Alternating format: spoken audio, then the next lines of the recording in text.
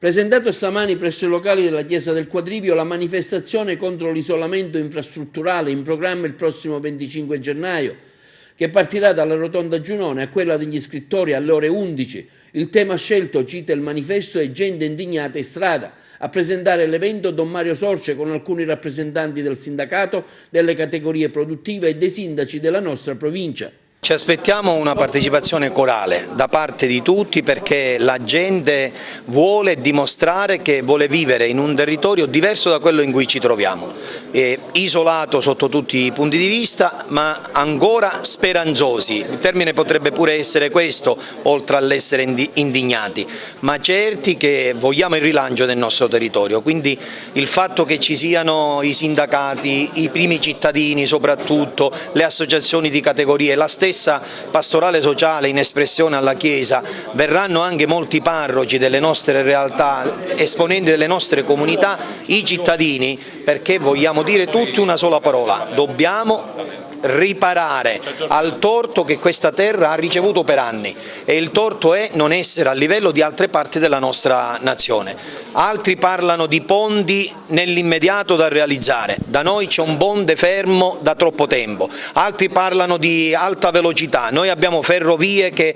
sono un viaggio della speranza, per non dire un viaggio tra la vita e la morte nel poter arrivare. Altri parlano di tratti stradali interni provinciali che sono ammodernati, da noi si inizia il viaggio e non sappiamo se si arriva alla meta.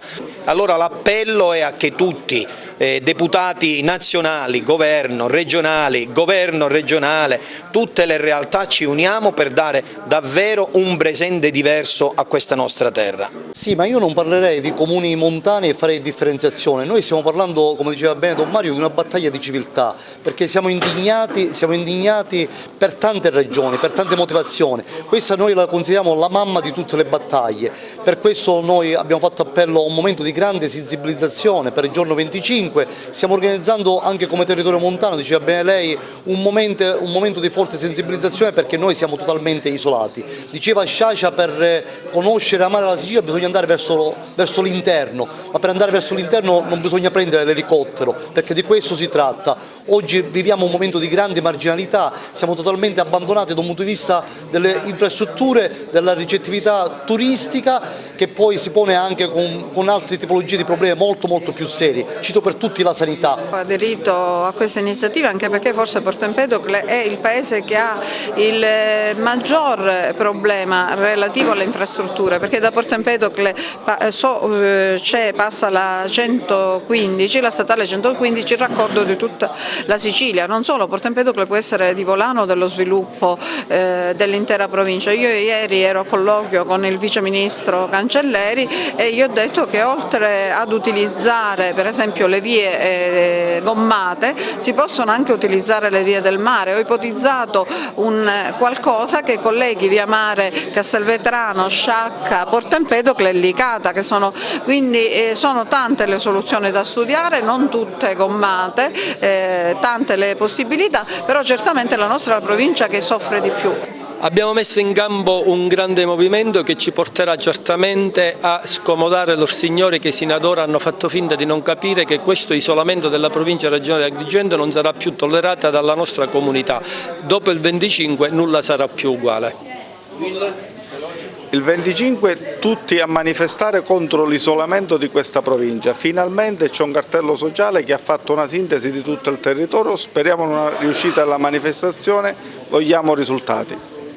Un cartello sociale che rappresenta un territorio che non vuole più far parte di un'Italia di Serie B, ma fa parte dell'Italia e entrare nell'Italia, nella mente degli italiani.